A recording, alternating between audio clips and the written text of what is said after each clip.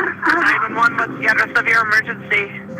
I've been shot in the leg. Do you know if it was male or female? Female. 한 남자를 놓고 벌어진 여인의 도를 넘은 시기와 질투. 무엇이 그녀를 극단적인 행동으로 몰고 갔을까? 그 중심에 서 있는 데이브 크루파는 그녀와의 첫 만남을 이렇게 기억합니다. 처음에는 저희 정비소에 손님으로 왔어요. 자동차 정비사로 일하고 있던 데이브는 차량에 문제가 있어 포드 익스플로러를 가지고 내조만 한 여성에게 시선을 뗄 수 없었습니다. 상대에게서 비슷한 호감이 감지됐지만 직장이라 조심스러웠고 혼자만의 착각일 수도 있다는 생각에 끝내 데이트 신청은 하지 못했다고 합니다. 2주 뒤 데이브는 데이트 앱에서 마음에 드는 여성을 찾던 중 갑자기 눈이 번쩍 뜨였습니다. 캐리 파버. 얼마 전 한눈에 반했던 그 여자 손님의 프로필이 뜬 겁니다. 반가운 마음에 채팅으로 말을 걸었습니다. 안녕하세요. 우리 이미 아는 사이죠? 캐리의 답장은 짧았지만 호감이 느껴졌습니다. 그로부터 얼마 지나지 않아 그녀가 다시 샵에 찾아왔고 서로 번호를 교환하면서 만남이 시작되었습니다. 막 시작하는 여느 연인들처럼 맛집에서 맛있는 음식을 먹고 서로에 대해 알아갔습니다. 대화는 자연스럽게 이어졌고 웃음이 끊이지 않았습니다. 데이브는 컴퓨터 프로그래머였던 그녀의 지적인 모습에 매료되었고 서로 잘 맞는 걸 느꼈습니다. 자리를 옮겨 자신의 아파트에서 조금 더 시간을 보내고 싶다는 그의 제안에 그녀는 흔쾌히 응했습니다. 그런데 예상치 못한 일이 하나 생깁니다. 아파트 안으로 들어와서 소파에 채 앉기도 전에 초인종이 울렸습니다. 데이브의 전 여자친구 리지였습니다. 그의 집에 놔두고 온 몇 가지 물품들을 가지러 왔다는 것이었습니다. 어색한 순간이었습니다. 하지만 캐리는 웃음을 터뜨리면서 정리되면 연락하라며 집을 나섰습니다. 데이브는 그녀를 아파트 입구까지 배웅했고 안으로 들어오기 위해 기다리고 있던 리지와 마주치면서 정적이 흘렀습니다. 두 여인은 아무 말 없이 서로를 지나쳐갔습니다. 그날 저녁 데이브는 초대를 받고 간 캐리의 집에서 둘만의 오붓한 시간을 보냅니다. 분위기는 무르익었고 누가 먼저랄 것도 없이 서로를 탐하기 시작할 무렵 캐리가 정색을 하며 데이브에게 말을 합니다. 관계를 하는 건 좋지만 한 사람한테 올인은 없다. 짧고 단호한 메시지였습니다. 그는 속으로 쾌재를 부르며 잭팟을 터뜨린 것 같은 느낌이 들었다고 합니다.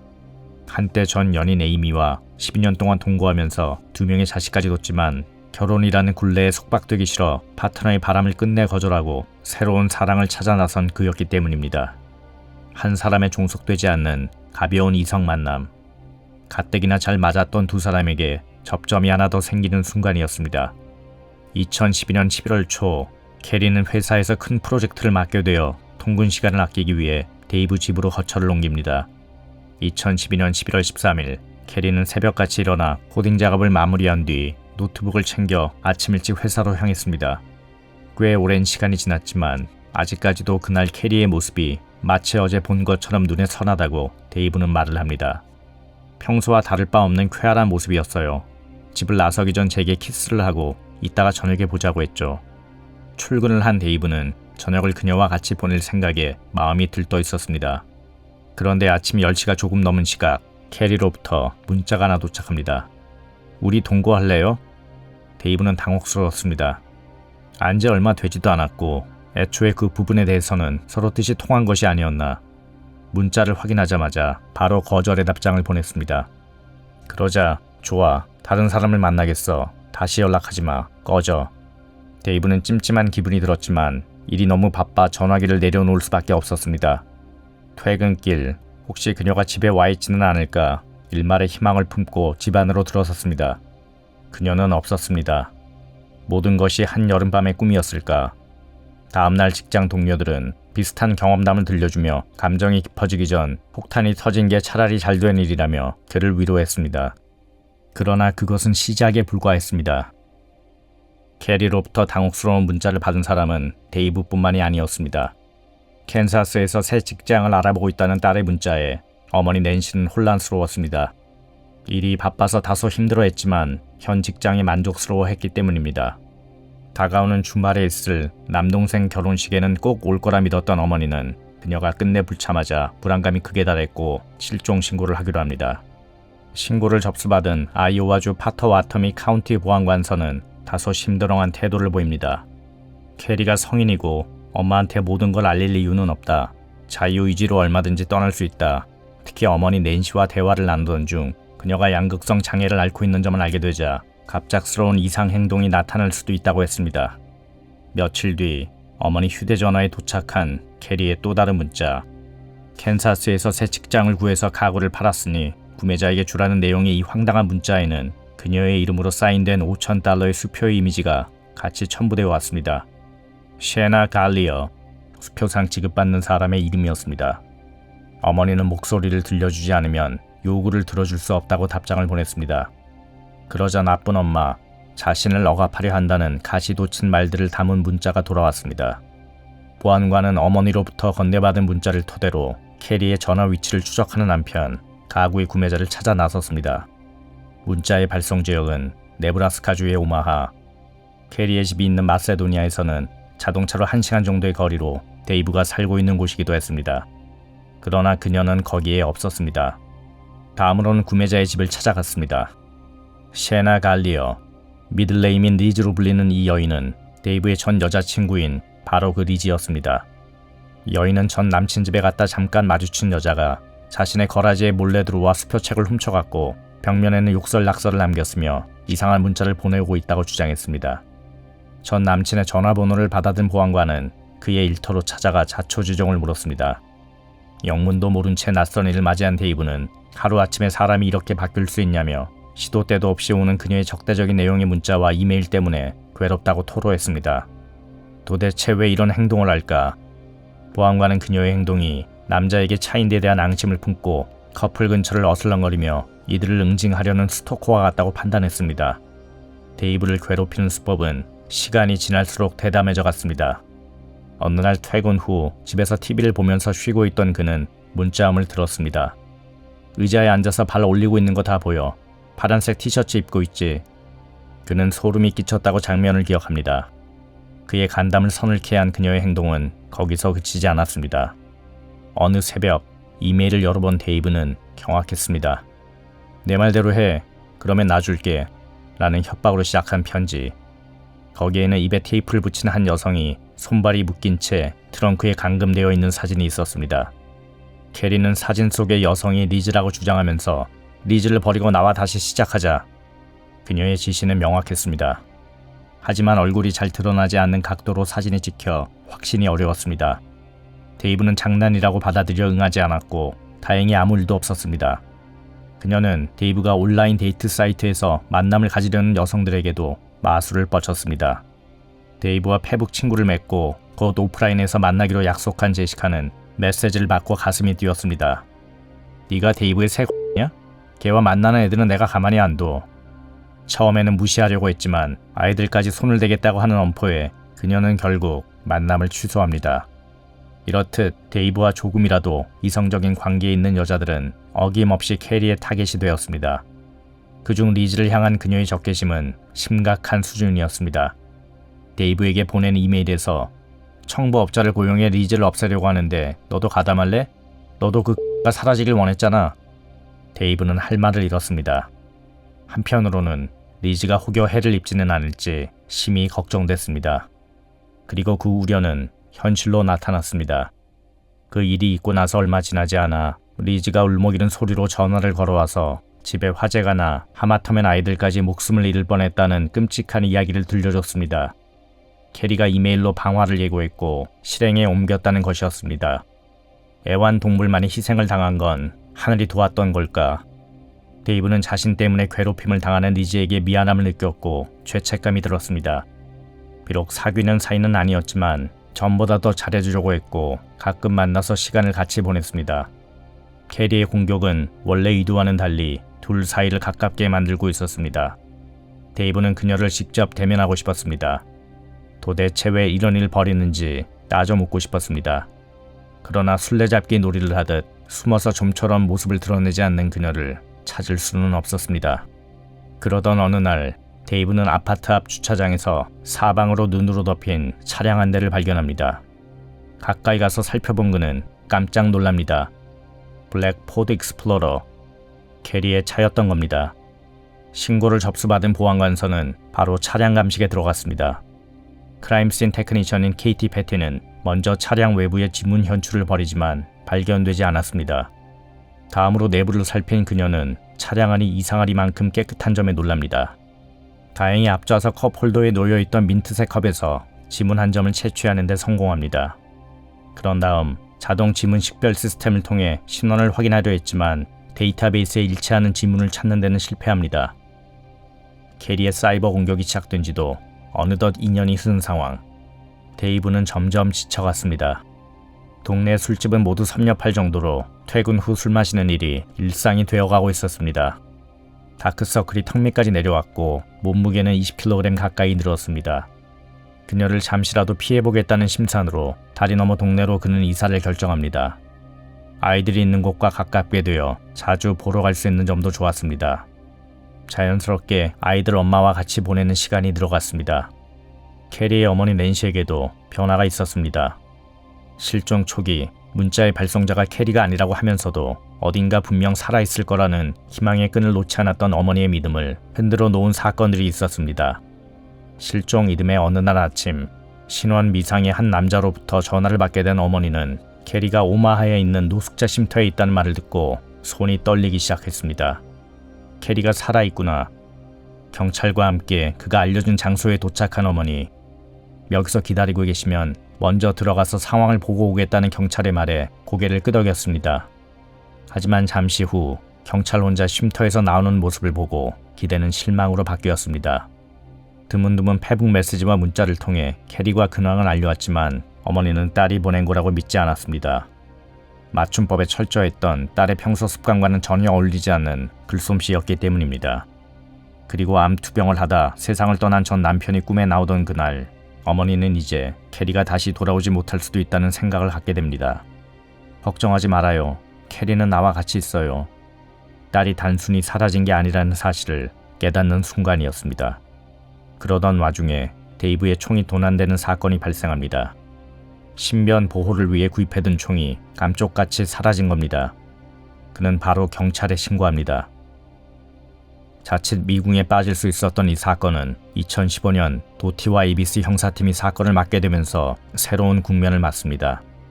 형사들은 그녀의 실종과 관련 설명할 수 없는 몇 가지 의문점을 다시 떠올렸습니다. 캐리는 자신의 소유물을 모두 놓고 사라졌다. 신용카드를 사용한 적도 없다. 투병 중인 아버지가 돌아가셨을 때도 오지 않았고 그녀와 직접 얘기를 나눴다는 사람도 없다. 이것은 강력 사건이다. 그렇다면 누가 캐리인 척하고 문자를 보냈는가? 만약 그가 캐리를 죽인 범인이라면 대외적으로 눈에 띄지 않는 행동을 해야 하는데 자신이 희생양으로 삼은 사람을 3년이나 흉내내는 이유가 대체 무엇인가? 이것은 unusual suspect, 즉 뜻밖의 용의자를 의미하는 것이다. 그로부터 얼마 뒤 그들 앞에 새로운 용의자가 등장합니다. 보안관소로 찾아온 리즈는 괴롭힘을 호소하며 한 여성에 대한 수사를 촉구했습니다. 에이미 플로라, 데이브의 전 여자친구이자 그와의 사이에서 나온 두 아이들의 엄마인 그녀를 스토커의 진짜 정체라고 지목한 겁니다. 우리가 결별한 지 채 이틀도 되지 않아 데이브가 집에서 총을 도난당했어요. 아파트 키를 가지고 있는 사람은 에이미와 아이들 뿐인데 그녀는 ABC 형사를 바라보며 말을 이어갔습니다. 2주밖에 만나지 않았던 여자가 3년이나 괴롭힌다는 건 이해가 안 돼요. 아이들 엄마가 그런 짓을 벌였다고 보는 게 훨씬 더 합리적인 추론이라고 생각해요. 그러면서 증거로 에이미가 보낸 문자들을 꺼내 보였습니다. ABC 형사는 도울 수 있는 건 최대한 돕겠다며 혹시 휴대전환의 사용 기록을 다운로드할 수 있도록 허락해 줄 수 있냐고 묻자 그녀는 흔쾌히 응했습니다. 며칠 뒤의 이른 저녁, 카운실 블러프 호수공원에서 총성이 울렸습니다. 911, what's the address of your emergency? I've been shot in the leg. 경찰은 리즈의 신고를 받고 에이미의 집에 들이닥칩니다. 즉석에서 신문이 이루어졌고 추가로 오후 내내 그녀가 집에 있었다는 이웃의 증언과 자동차 보닛이 차가운 사실을 확인한 뒤에야 그녀를 놔줬습니다. 리즈와 함께 현장 검증에 나선 경찰은 의문 제기에 진술이 계속 바뀌고 단도가 상식에 부합하지 않는 점을 근거로 그녀의 자작극으로 결론을 내립니다. 자신이 화를 입은 것처럼 꾸민 후 다른 사람에게 죄를 덮어 씌운 이 자작극은 예전의 화재 사고와 묘하게 닮아 있었습니다. 이것은 단순히 우연이었을까요? 새롭게 캐리의 실종 사건을 조명한 수사팀은 그녀의 핸드폰에서 몇 가지 중요한 증거들을 찾아내고 캐리에 가면 뒤 숨은 정체로 리즈를 의심하게 됩니다. 첫 번째는 리즈와 데이브 사이에 오고 간 문자들에서 그녀의 과도한 집착이 포착된 점입니다. 데이브는 가벼운 만남을 추구했지만 자신만을 바라보길 원했던 리즈는 생각이 달랐습니다. 삭제됐지만 복구한 사진들 속에서는 비밀스러운 과거 행각이 담겨 있었습니다. 데이브 이메일에 전송됐던 의문의 트렁크 감금 사진은 스스로 찍은 것이었습니다. 그리고 문제의 블랙 포드 익스플로러 사진, 캐리의 자동차 사진을 보유하고 있다는 사실 자체가 미스테리했지만 더 이상했던 건 사진이 찍힌 시점이었습니다. 캐리가 실종된 후 데이브가 그녀의 차를 최초 발견한 시점인 2013년 1월보다 이전인 크리스마스 무렵이었기 때문입니다. 경찰은 궁금해졌습니다. 차에서 유일하게 발견된 지문 하나가 과연 리즈의 것과 일치하는지. 결과는 일치였습니다. 수사팀은 캐리의 실종에 리즈가 깊이 관여한 것으로 심증을 굳힙니다. 하지만 시신이나 범행에 사용된 도구 등의 결정적인 증거를 확보하지 못한 상황에서 섣부른 기소는 금물이었습니다. 형사들은 보다 확실한 증거를 이끌어내기 위해 리즈와 게임을 벌이기로 합니다.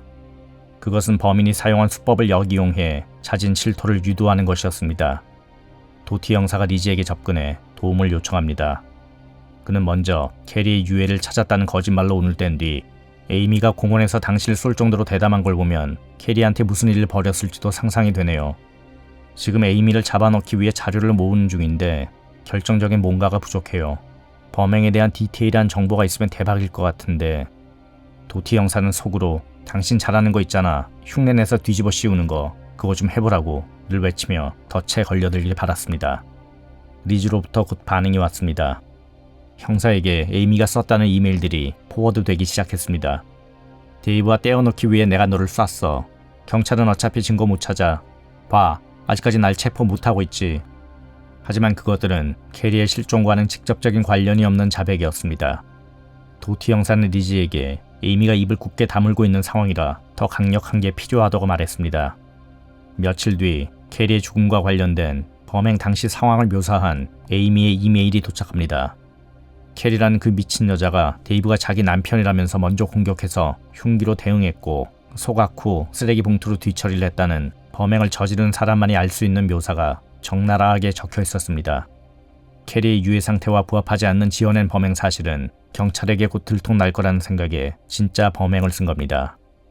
어찌 보면 무모한 행동이었지만 3년 동안 경찰을 속여온 범인은 이번에도 자신의 차 있었습니다.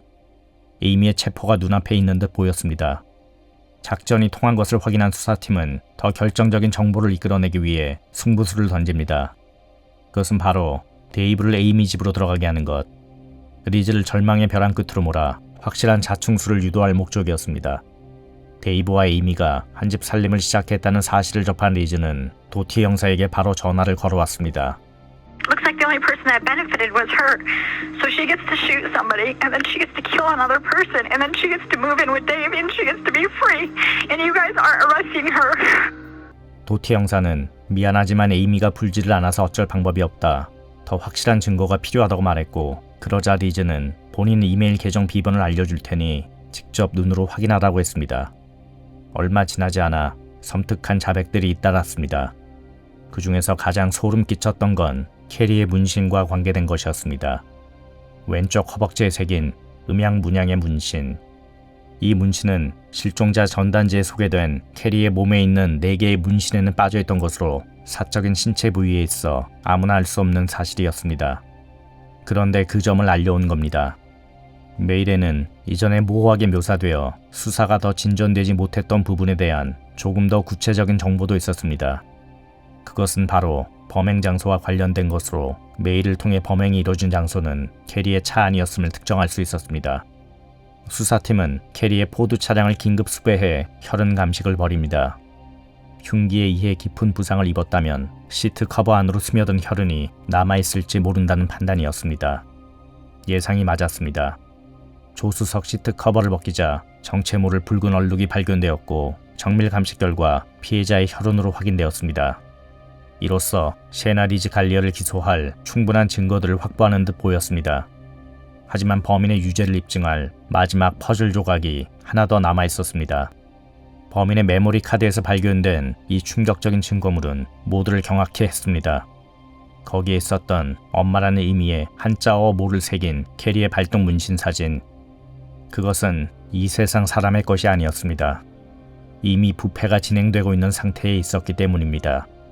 범인이 범행을 저지른 후 기념품으로 가지고 있었던 겁니다. 시에나 갈리어는 현재 종신형을 선고받고 복역 중입니다. 캐리 파버의 명복을 빕니다.